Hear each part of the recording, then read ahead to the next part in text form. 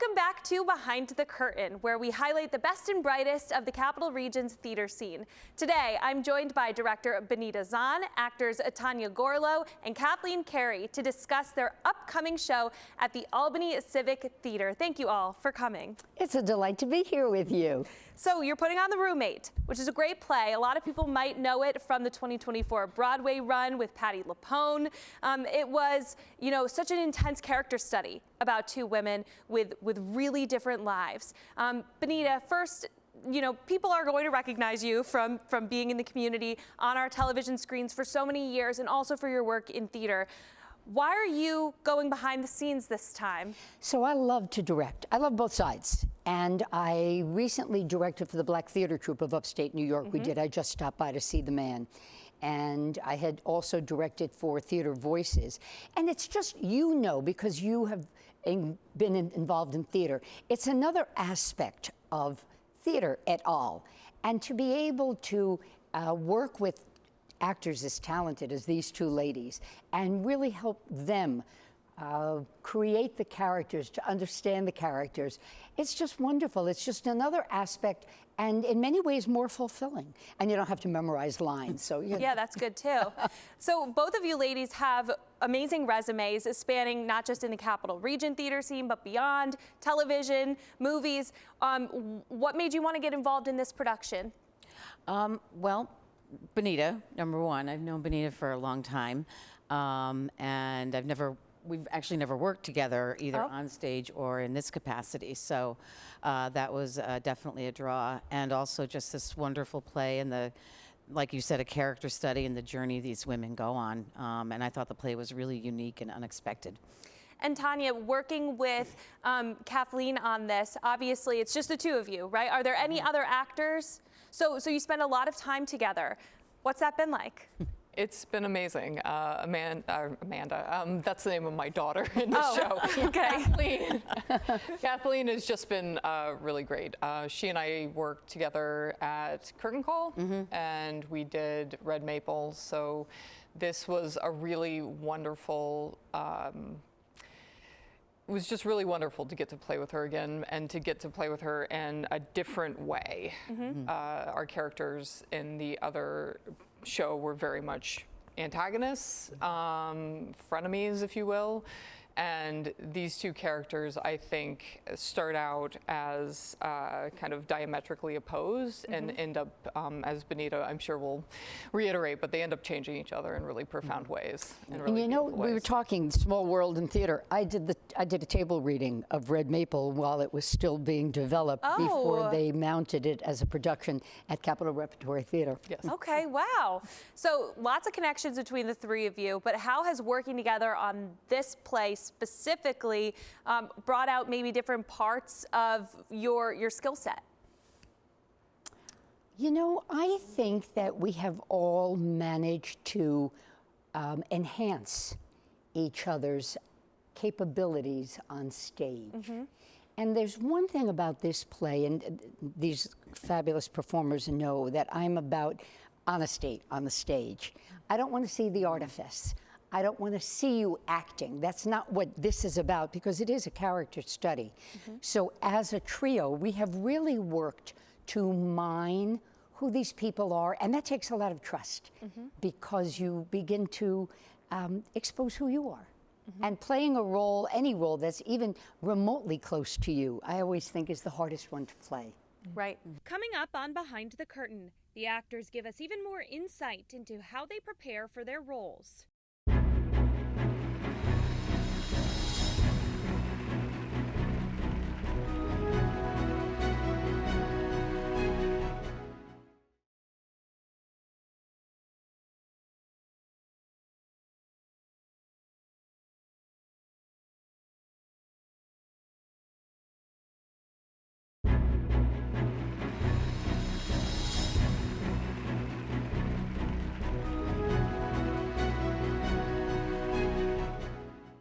What are the parts of your character that you've really latched onto?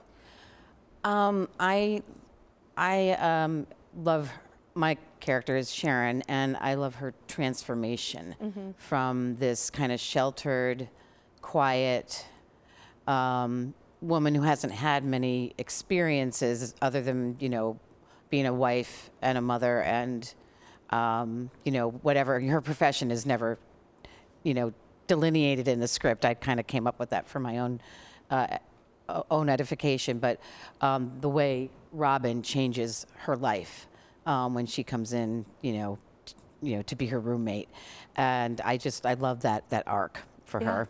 Yeah. And what is it about Robin? Robin comes into the show with a very hard shell around herself and getting to experience the cracks being formed in that shell, and then finally her breaking wide open because of this other person, I think is the most exciting part as a performer for me to get to work through. I think you know, Benita mentioned that playing characters that are like you is hard, and you know, on the surface, I wouldn't say that Robin is like me. We definitely do separate things for sure professionally, but I do think that I moved around a lot when I was a kid, so having to come in with the shell on and to try to see who was safe and how to connect and where you were going to connect is something that I do identify with very strongly, and I think the hardest part is when you find that person and you make that connection and it's so deep, and then they wound you deeply, and you realize that, you know, things were not the way you thought they were. Wow, that's really profound, and obviously bringing a lot of emotion into this play is the work that you do when you're not in rehearsal, thinking about your character, developing that character. Benita, I wanted to talk to you about the element of directing a play with two characters that's such a zoomed in slice of life. What kinds of implications, or what does it tell us about the world at large? How does this one small moment between two roommates tell us something about ourselves or the people around us?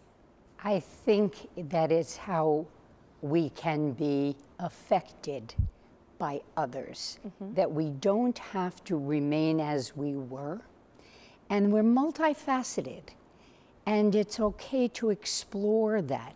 And sometimes people need the okay. It's all right to, you know, have the cookie. It's all right to learn how to ski.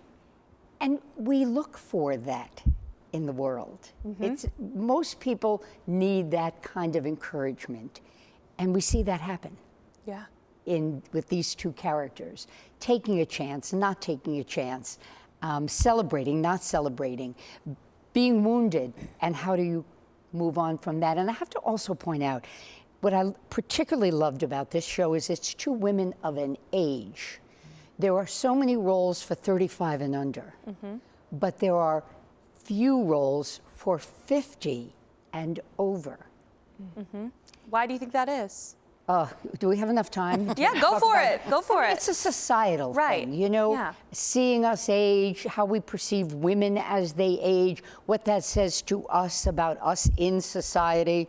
Like I said, that's for another interview segment. And much has been written about it, and not to a little flip, but so to have a show that focuses on two women of an age at a time when one would think they are static, but to instead see there's an opportunity to grow, to change, to embrace, to go down roads you may never have thought of. Wow. Yeah. And the scary aspect to that, the enabling, the excitement of it, I think it's great. Yeah. Coming up on Behind the Curtain, when you'll be able to see the roommate at Albany Civic Theater and have the chance to participate in a talkback with the cast and crew.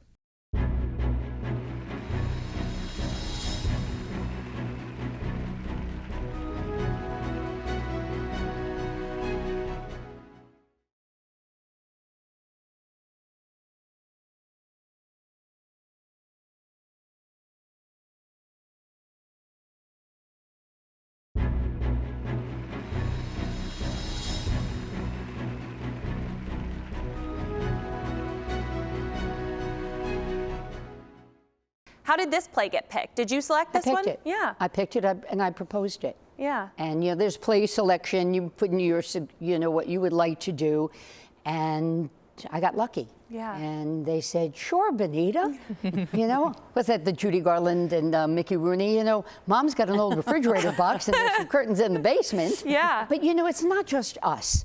You have to, and community theater is just that. We have a wonderful producer and in Barbara Dickman, and we also have you know, our set designer and the folks doing props and our stage manager. And I'm trying to think, Kevin is man about town and he takes care of everything. But all these things are my assistant director, Don Paul Shannon, with whom I've worked now 3 times. It really is a community. And we don't do this for the pay. Right. You know, we got pizza for Tech Day. Well, But that's, and it was good pizza. Yeah. But it was okay pizza. No, it's it was fine. Yeah, it was. But we do this because we believe in the experience of theater. We believe that theater enriches a community. We believe that theater opens doors in a community, that it tells stories that may touch your life in a way that nothing else will. It's a pay what you want preview on Thursday, Okay. the 12th. We open on the 13th. So then we run 3 weekends, Friday night, Saturday night, 7:30, 3 o'clock matinee on Sundays, and on the last Sunday, no, the second to last Sunday, The 22nd. 22nd, right, is a talk back. Oh, very cool. If you got questions, you can ask, you know. There's anything I Giuliana's forgot. done great, but Oh. if you got some other questions. Well, I also want to ask you about you having been on air for so many years, and when people see you in this other setting, in this other context, what kinds of questions do they ask you about your life trajectory? Often they're still pitching me stories. Ah, yes, everyone's got a story. You know, I've been out just about 5 years now. And, you know, they'll ask, you know, about my coaching. I'm a nationally certified health and wellness coach. Right. They'll ask how that's going. They'll ask about theater, but they still ask about the news. You know, it's nice. It's nice being part of a community. Yeah. Can I just add on to that? So I have wonderful coworkers, and they come to my shows, and I gave them the flyer last week, and they looked at it and they said, directed by Benita Zahn. Is that the Benita Zahn? Oh my goodness. Yeah, well, yes, it is. the name carries. I just want to give a plug for all the theaters. Please do. This community is so rich with theater, from the Pro House at Capitol Rep, go up north to Adirondack Theater Festival in the summer, Lake George Dinner Theater, to the backbone, the community theater that goes on. Go, invest in the ticket, invest in your community. Go and experience, you know, maybe they're your neighbors or the people on television, someone who you work with. But it's, this is what gives color to our community and our lives, quite frankly. The tickets aren't that expensive. Take a flyer, go. Yeah. It's exciting. And shameless plug for the theater that I'm the executive Yes. director. Yes, please. Come out to Sand Lake Center for the Arts. We just closed Raising the Sun, and we have 1776 opening Oh, wow. in April. So, All right. Which is so timely. yes. Sure is, yeah. And it's beautiful. If you think it's a haul to get out, no. Getting out to the theater is not. They also have great coffee and cookies at the Sand Lake Center for the Arts. So, you know, just make the drive. Okay. And the cast in the upcoming show is great. But in the meantime, come see us. There are so many things to see. Yes. We appreciate you stopping by to talk with us, ladies. And when we got to get you out to Albany Civic. Oh, Yeah. gosh. Last time Remy was here from Yes. the Black Theater Troupe, he was also trying to Who I just wrangle me into directed the for. next play. Yeah. So it's got to be Come the on. right one, you know? You know, I don't know if there's ever the right one. Oh, boy, we're getting all philosophical now. That's right. If the shoe feels like it sort of fits, Then you just kind of force it. no, put it on, get comfortable with it, and find how your foot fits in there. Okay. I'll be marinating on that one all day. Thank you for watching Behind the Curtain. If you have a story idea that highlights the local theater scene, please email me, gbruno@news10.com. See you next time.